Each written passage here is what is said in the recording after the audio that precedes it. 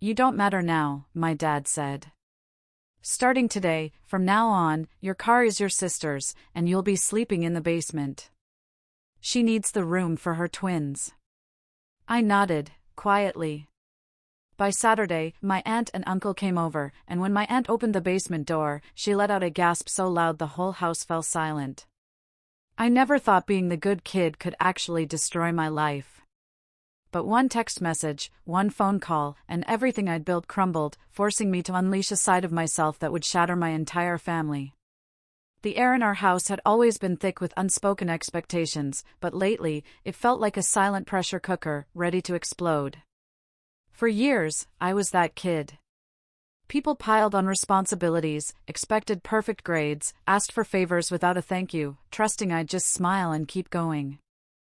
I was 24, and until recently, I still lived at home with my parents, Sarah and David, and my younger sister, Chloe. She's 21, dropped out of college, got pregnant with twins, and now, suddenly, everyone acts like she's a saint. I swear, I never planned revenge. At first, I just wanted peace. Chloe and I were close growing up. I taught her to ride her bike, we'd watch cartoons all night, she even called me her hero. But by high school, something shifted. She started getting into trouble, skipping classes, partying, always blaming someone else. And every time she messed up, it was like my parents leaned harder on me. Ethan, pick up your sister. Ethan, take her to her job, she missed the bus again. I never complained, figured it was a big brother's job. After college, I moved home to save money, working my IT job remotely. I paid rent, bought groceries, did my part. I even used my savings for a used black Corolla, a reliable car I kept spotless, a symbol of the independence I was slowly building. Then Chloe got pregnant, and everything changed. My parents initially freaked out. Sarah cried. David walked around stunned. But after the twins arrived, it was like a switch flipped. Chloe became the brave young mother, the family's pride. Her room got cribs and pastel wallpaper, our kitchen filled with organic baby food. Their lives rearranged around her. I didn't mind, not at first. Babies are hard work. She needed support. But then the shift really began. One night after dinner, Sarah was humming at the sink, David scrolling his phone, Chloe bouncing a baby on her hip, and I was clearing the table. Ethan? David said, not looking up. We were talking. Chloe could use your room.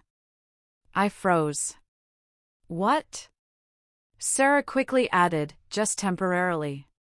She needs more space. You'll be fine in the basement.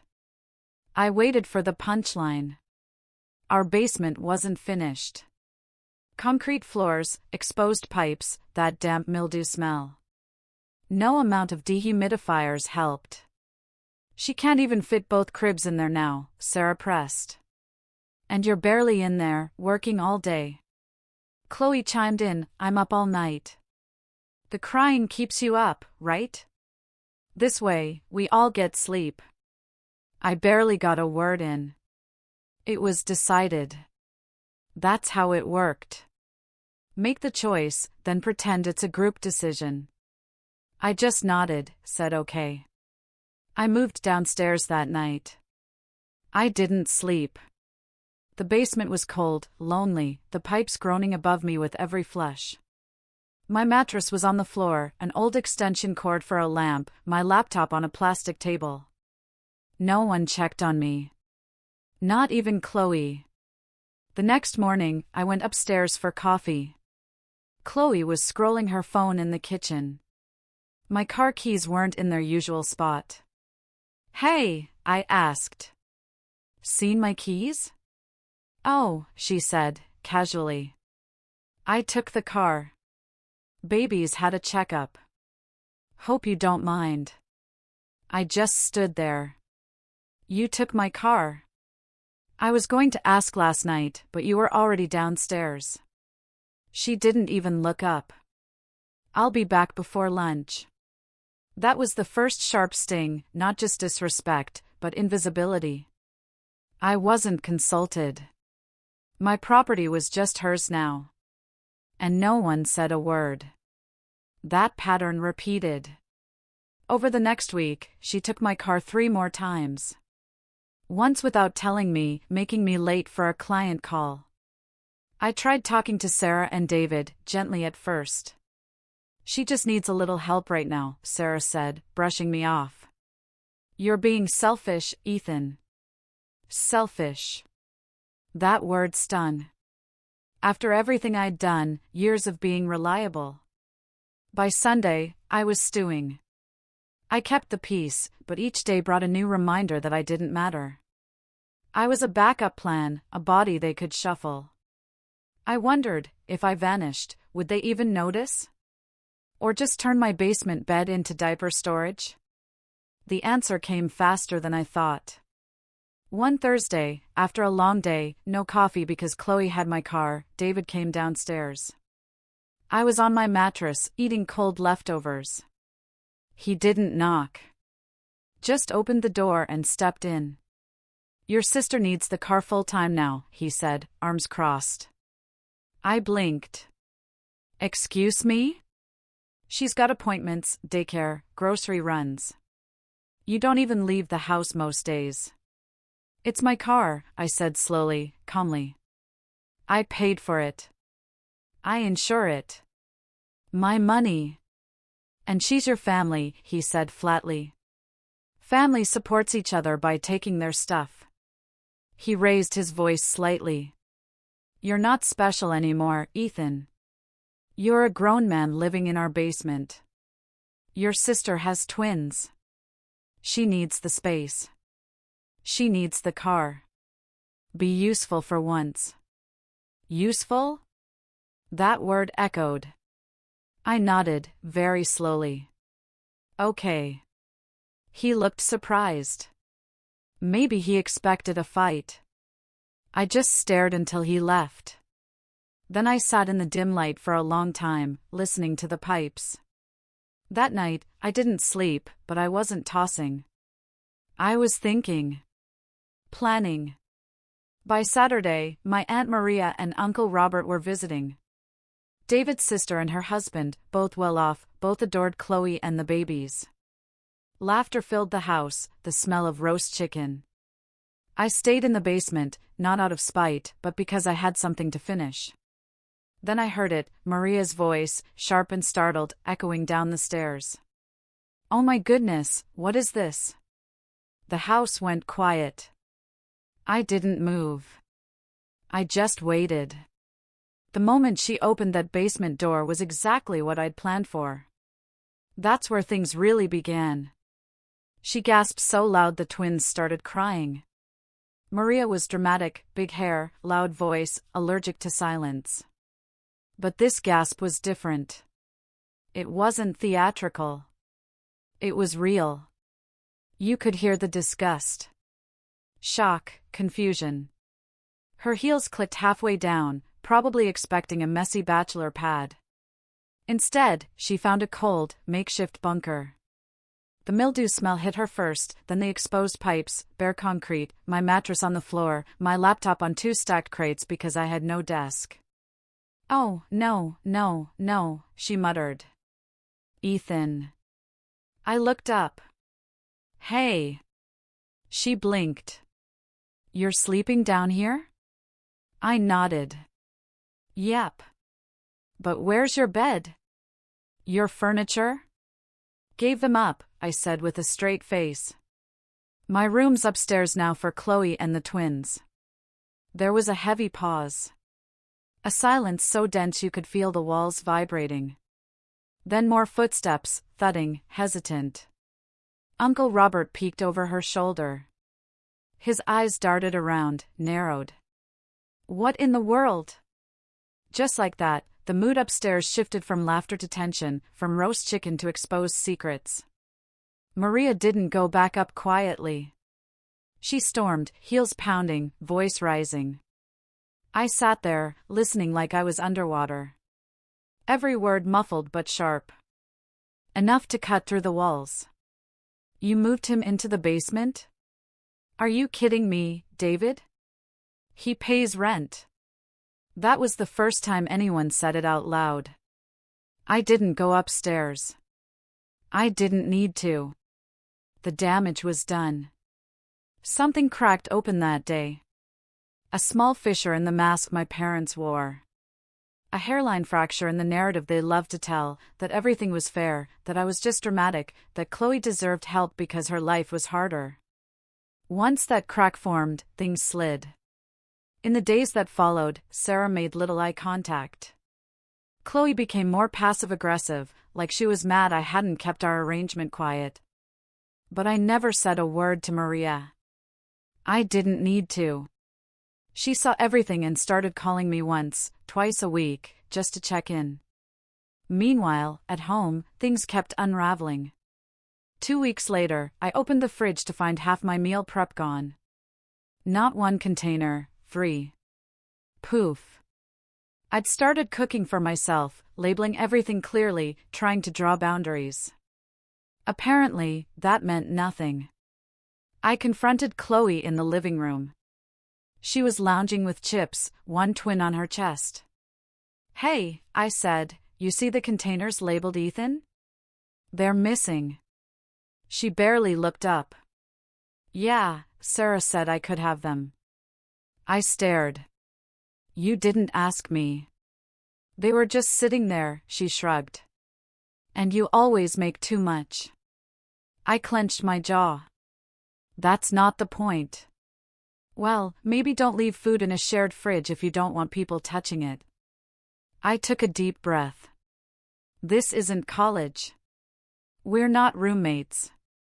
No, she said, leaning back smugly. We're family, which means sharing.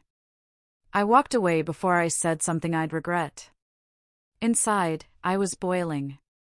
That night, I tried locking the fridge with a cable lock I ordered online. David saw me and lost his mind. Are you insane? Locking up food like this is prison. I turned calmly. Then stop treating me like a prisoner. He flinched, just for a second, then stormed off, muttering about attitude. The next day, the lock was mysteriously gone, cut clean with wire cutters, sitting on the counter like a decapitated warning. That's when I realized this wasn't just about Chloe anymore. This was about control, about power. I'd always been the obedient son, the one who didn't make waves. Now that I was drawing boundaries, they didn't know what to do. I was no longer convenient. Then came the final straw. The moment I knew deep in my gut this wasn't just mistreatment, it was betrayal. It started with a phone call. I was in the basement on a Zoom call when my phone buzzed with a text from my insurance company about policy changes. I ignored it, but checked it during lunch. My stomach dropped. It said my auto insurance policy had been updated. A new primary driver added, Chloe. I reread the message 5 times. My car, my insurance, and somehow my sister was now the primary driver. I immediately called the company. The agent was polite but firm. Yes, the change was requested last week and verified over the phone. With what proof? She answered the security questions, he said, including your date of birth and policy number. That's when I realized. My parents. They had access to my paperwork in my old room. They must have dug through it. When I asked Chloe directly, she didn't even deny it.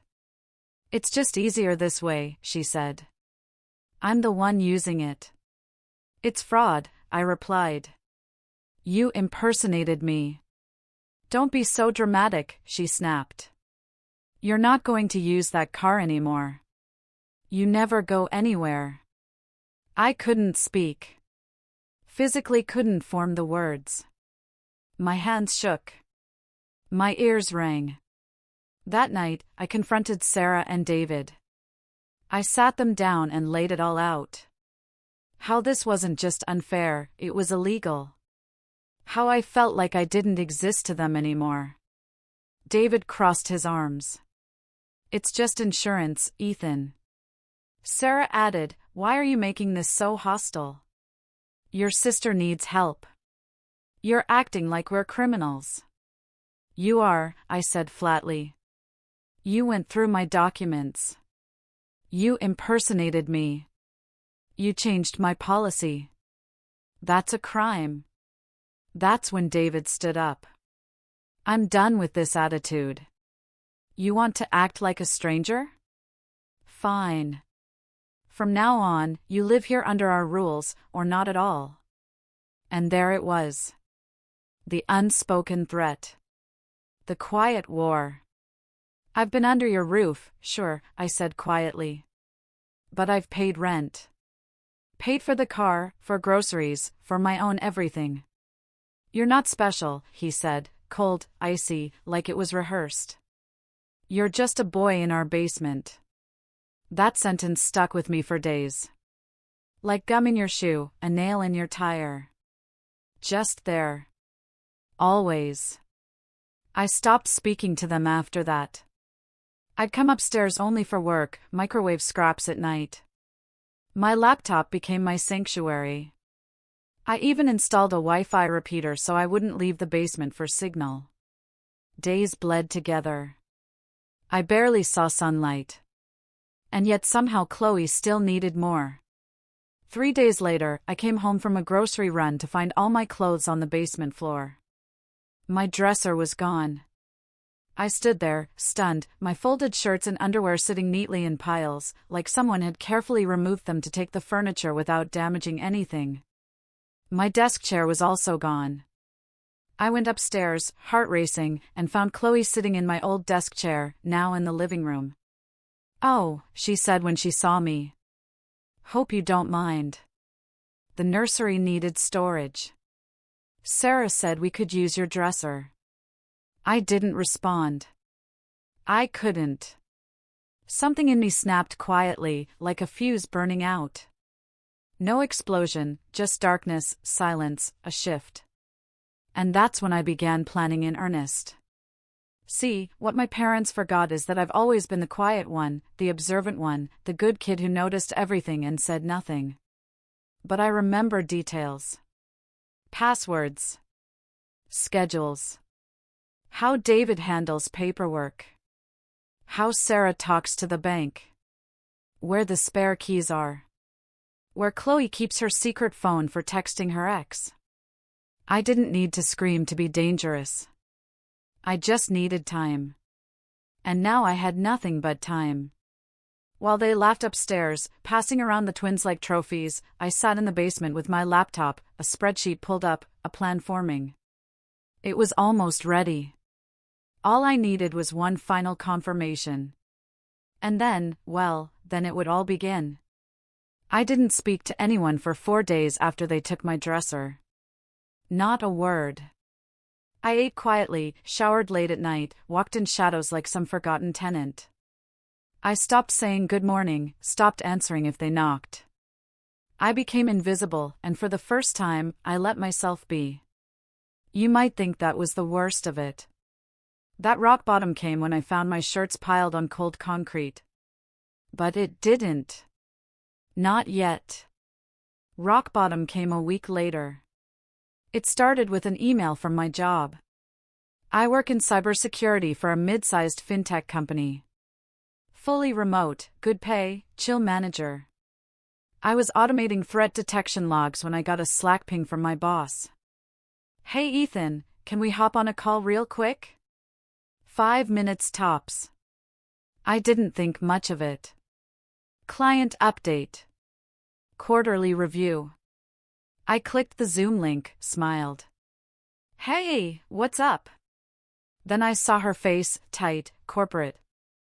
Hey, Ethan, this isn't about your performance, just so you know that up front. We've just been notified of some concerning activity flagged from your IP address.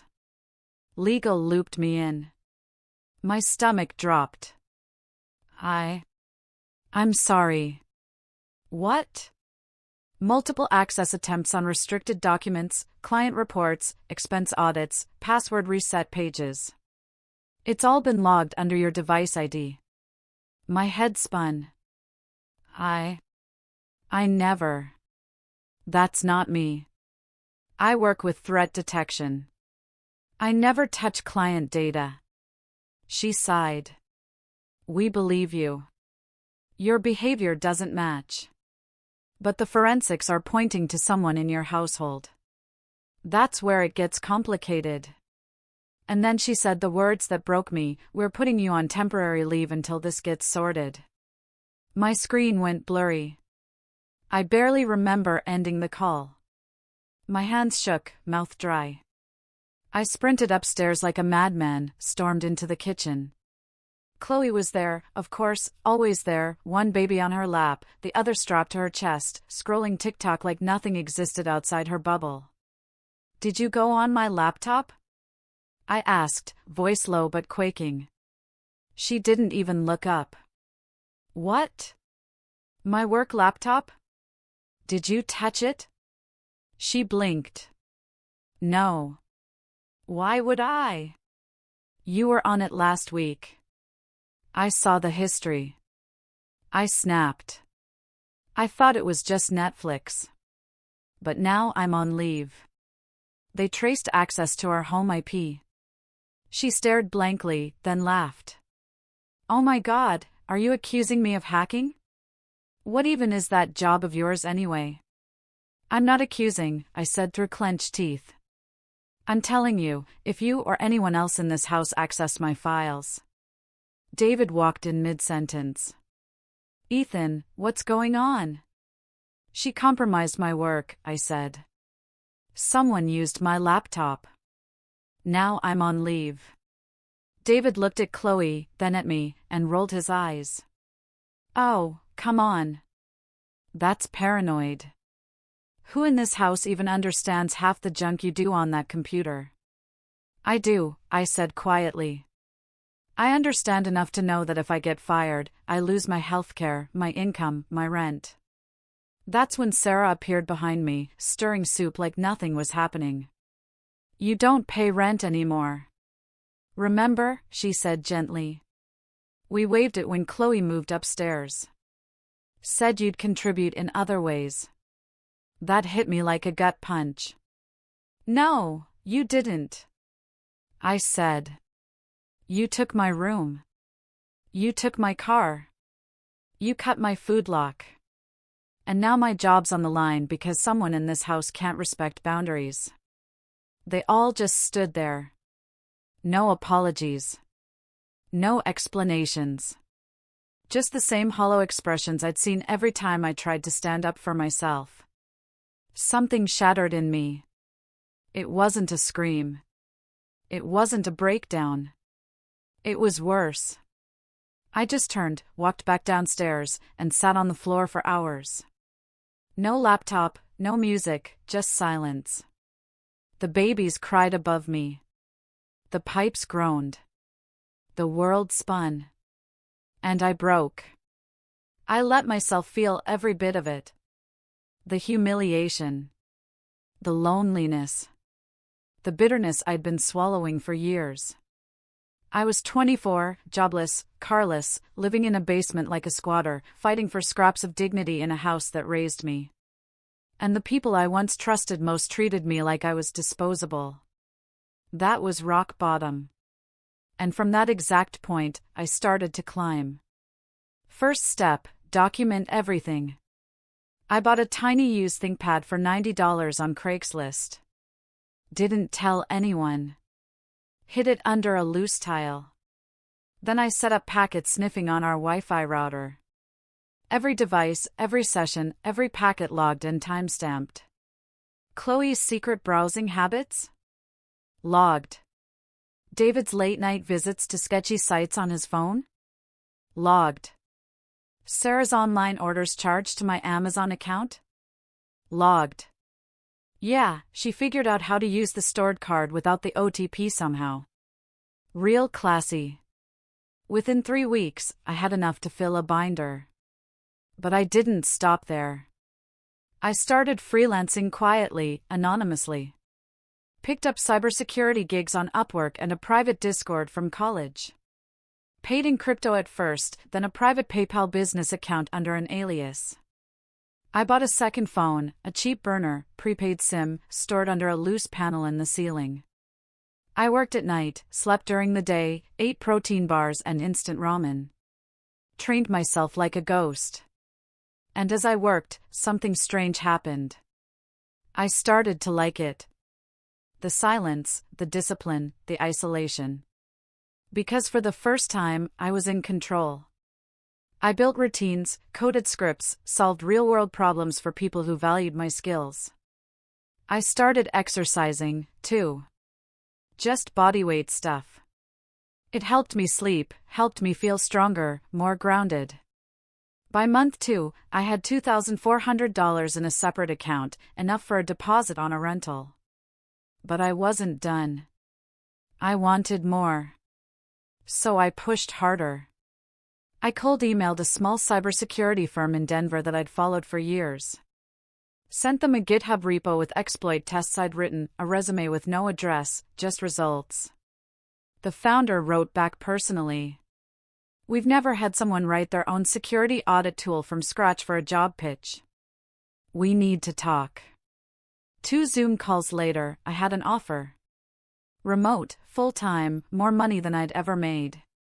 The job started in 3 weeks. And with it came the power. But I didn't say anything. Not yet. I still slept in the basement. Still let them believe I was jobless, worthless, a burden. I let Chloe roll her eyes. Let David scoff when I asked about my car. Let Sarah sigh every time I microwaved a meal for one. I played my part. Quiet. Passive. Invisible. Because sometimes the best revenge starts with patience. But I did change one thing, the basement. I cleaned it top to bottom, bleached the floors, fixed the wiring with YouTube's help, hung blackout curtains for a divider. Then I set up my space. Not a bedroom, a command center. Dual monitors, new keyboard, soundproof headphones, portable AC unit. I built it all in silence. Ordered parts using gift cards and drop-off lockers. Nothing traceable. They didn't notice. Why would they? They stopped looking years ago.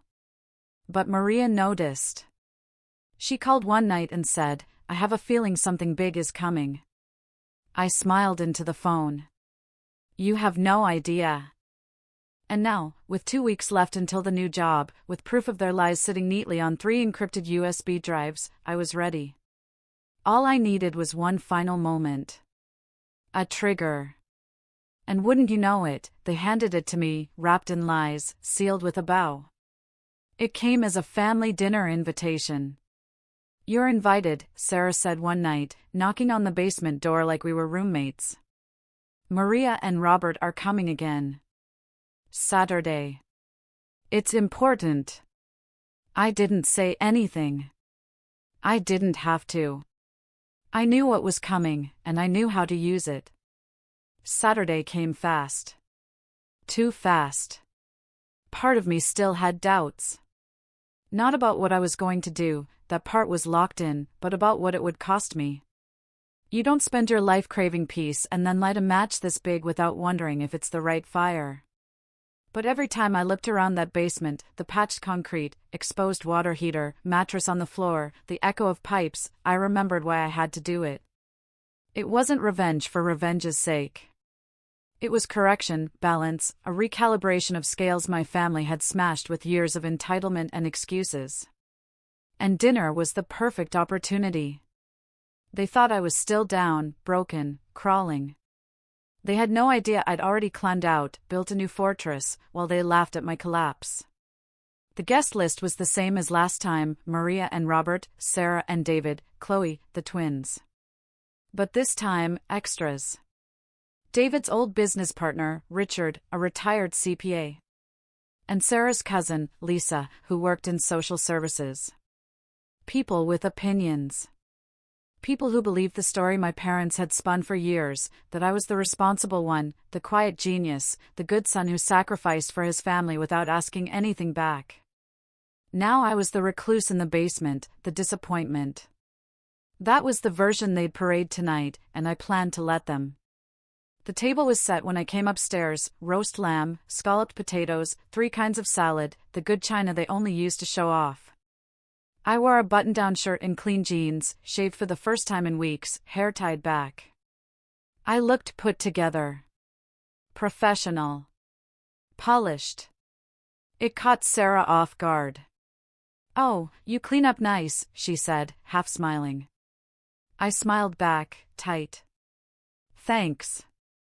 She turned away quickly, like my eye contact was too sharp, reminding her I wasn't as docile as she remembered.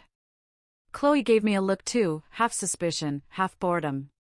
She wore a low-cut black top and an air of smug victory, like she'd already won. And David? He didn't even say hello. That was fine. I didn't need him to. The guests arrived just before 6.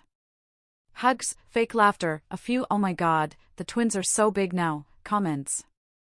I kept to the edge of the room, smiling, watching, noticing who gravitated to whom, who whispered. By the time we sat down, I'd mapped out the table like a chessboard. I sat next to Robert deliberately. He worked in IT before retirement and kept up with cybersecurity. He respected me. On his other side was Richard, David's old business partner. I figured it would be good for him to overhear some things. I waited until the lamb was carved and the first glass of wine poured before I spoke. "So," I said casually, "how's everyone doing with their taxes this year?" That got a laugh. The usual groans followed: "Ugh, don't remind me, hate this time of year, TurboTax is a scam." And then I added, "I just filed mine early. Wanted to make sure everything was clean, you know? Especially since someone tried to claim me as a dependent without asking."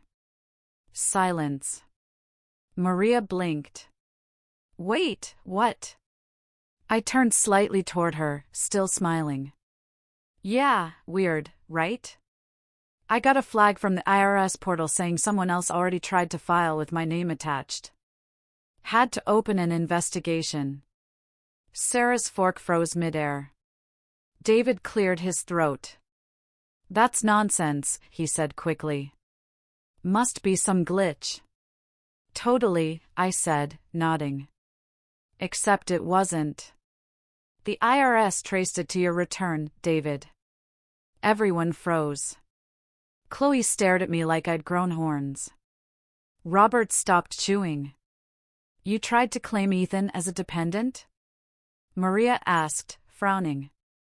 "But he's been paying rent and working." "That's illegal." David tried to laugh it off. "It was just a mistake. TurboTax autofilled it from last year." I leaned forward slightly. "Except I wasn't your dependent last year either. I paid you $700 a month. You cashed every check." "Now," Sarah jumped in. "Ethan, that's enough. Let's not make this a spectacle." I turned to her slowly. "Oh, I'm not done yet." I reached under the table and pulled out a small envelope. Quietly slid it across to Robert. "These are copies of the checks, front and back, with your husband's signature on every deposit." His hands shook slightly as he opened it. "Why would you do that?" Lisa, the social worker, asked, squinting at David. "Do you realize that's tax fraud?" "She's exaggerating," Sarah said quickly. "It's not that serious." "She's a he," I said flatly. "And yeah, it is that serious." I took a deep breath. This next part, I'd rehearsed it 100 times. I've been living in a basement with no proper flooring, no windows, no insulation. I paid rent for a room you gave away. You took my car. You accessed my private documents to change my insurance. You let someone log into my work laptop and compromise client data. And when I lost my job, you laughed behind my back. My voice didn't rise. It didn't need to. I watched the color drain from David's face. Watched Sarah's jaw tighten. Chloe looked like she wanted to crawl under the table. I looked directly at my parents. You treated me like I was disposable, and that's fine, but don't act surprised when people start treating you the same way. Lisa cleared her throat, suddenly looking very professional. Ethan, would you be willing to share any of that documentation with me? I nodded. Absolutely.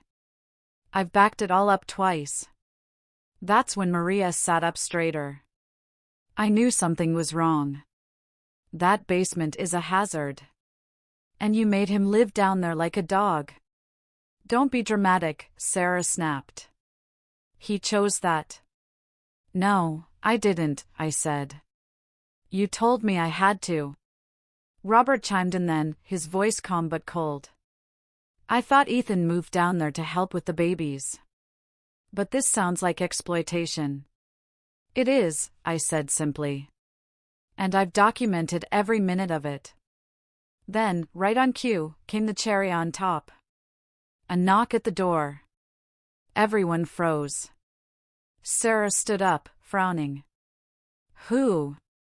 I'll get it, I said, walking calmly to the front door. I opened it to reveal a woman in a blazer and a man holding a small case. My witnesses. One was Brenda, a family advocate I'd connected with through Lisa months earlier. The other was a housing inspector. They both smiled politely. Evening. We're here for the inspection. I stepped aside. Come on in. Sarah's face went white. David stood up so fast his chair nearly fell over. What is this? What are you doing? I looked at him the way he used to look at me when I disappointed him as a kid. I'm setting the record straight. The inspector walked through the hallway, clipboard in hand. Brenda followed, introducing herself to Lisa. Chloe started whispering frantically. Sarah was already reaching for her phone. Don't bother calling the lawyer, I said. I already did. He agrees with me. Robert leaned back in his chair and let out a long, low whistle. Damn, kid. You planned this whole thing, didn't you? I just smiled. And that was only phase 1. Because I hadn't even told them about the trust fund yet. Or the letter. Or the lawyer's letter I'd scheduled to arrive Monday morning, delivered straight to David's office. They say revenge is best served cold, but that night it was served on fine china, with scalloped potatoes and a side of stunned silence. The inspector spent 20 minutes in the basement. I didn't go down with him. I didn't need to. I already knew what he'd find. Lack of ventilation, no emergency egress, mold exposure, clear signs someone had been living there without the bare minimum legal accommodations. You'd be surprised how easy it is to prepare an illegal housing report when you work in cybersecurity and know your way around digital forms and state databases. Brenda took pictures, wrote notes, and kept her voice even as she asked Sarah pointed questions like, So, you knowingly moved your adult son into this space without a window or proper fire escape? Did you ever deduct rent from him for this space? Were any repairs or improvements made when he moved in? Sarah kept stammering. David tried to interrupt. Chloe kept saying, I didn't know any of this was illegal, like that cleared her of responsibility. Lisa, the social worker, had gone stone-faced. Maria just sat back and watched, like she was finally seeing the third act of a drama she'd been trying to understand for years. And me? I sat down at the table, calm, sipping water, letting it all unfold. When the inspection wrapped, the inspector handed a copy of the report to Brenda and nodded at me. I'll submit this to housing authorities on Monday. He's got a solid case if he wants to take this further. I do, I said plainly. That was the first time I saw David truly panicked. His voice went sharp. Ethan, don't be stupid. You want to bring in the government over a misunderstanding? I stood up. Misunderstanding? You moved me into an illegal space, accessed my personal documents without consent, filed false tax information, and endangered my job by allowing unauthorized access to confidential files.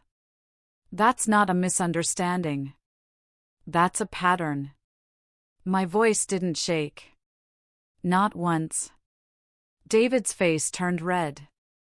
We gave you a place to live. You sold me on obedience, I said. And when I stopped complying, you took everything I had left. So now I'm taking it back. Before he could respond, I pulled a thick envelope from my jacket and dropped it on the table. This is a letter from my attorney. It contains a formal demand for reimbursement of the rent I paid while being housed in an uninhabitable space, damages for potential loss of employment, and documentation of identity fraud related to my insurance and taxes. You have 10 business days to respond. Sarah clutched her wineglass like it was a life raft. Ethan, we're family. No, I said, shaking my head. You stopped being that the moment you let her. I nodded at Chloe. Treat me like I was the family butler. Chloe scoffed. Oh, come on. This whole thing is because you're jealous of my babies. Grow up. I turned to her. You're the same person who thought you could hijack my car and my life because you had twins. I hope you take better care of them than you took of your own brother. Her face twisted into something bitter, but I didn't let her speak. I was done being interrupted. You all wanted me small, obedient, quiet. And now you're shocked I found my voice. And then I pulled the final card. Another envelope. Smaller. Personal. I wasn't going to share this tonight, I said. But now feels like the right time. I handed it to Maria. She opened it slowly, read the first few lines. Her hand went to her mouth. Oh my God. What is it? David asked. She looked up, eyes wide. It's from your father, a handwritten codicil to his will. Sarah blinked. Your father? He's been gone for years. Yes, I said. And apparently, before he died, he amended the terms of the inheritance. He left me his entire share of the family trust. Not Chloe. Not either of you. Just me. The table exploded into overlapping voices. That's not possible. He said everything was divided evenly. He wouldn't do that. But Maria, who had handled some of the estate affairs after my grandfather's death, kept reading. Then she looked at me and whispered, How long have you known? Since last year, I said. He mailed it to me directly. Said I was the only one he trusted to carry on the family legacy. He saw what you were becoming. And he didn't want his name tied to it. David tried to laugh, but it sounded hollow. That's not legally binding. We had everything notarized. Except this, I said, which was legally witnessed by 2 of his caretakers, both of whom I've already spoken to. One gave me a sworn affidavit, the other sent a video. I tapped my phone. And if you want to contest it, you can. But my attorney's already expecting it. Just know the court will see everything I've recorded. Every text. Every bank transfer. Every cent. Sarah was pale now. Really pale. Her lips tight. Silent. Chloe stood up, grabbed her phone, and stormed out. No one stopped her. Robert finally spoke again, his voice low. What are you going to do? I looked around the table at the people who'd either hurt me or watched me get hurt. I'm leaving, I said. I signed the lease for my new apartment yesterday. Moving out by Monday. But before I go, I'm clearing my name. I'm reporting the illegal tenancy. I'm filing for tax identity misrepresentation, and I'm making sure every relevant party knows what happened here. David slumped into his chair. You destroy your own parents over this? You already destroyed yourselves, I said. I'm just putting the pieces where they belong. Maria stood up and hugged me tight. Whispered in my ear, he'd be proud of you. Your grandfather. He always said you had fire. You just needed the right moment to let it burn. And it burned.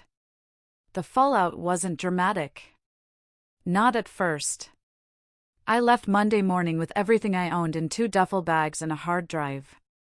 I didn't say goodbye. Didn't look back.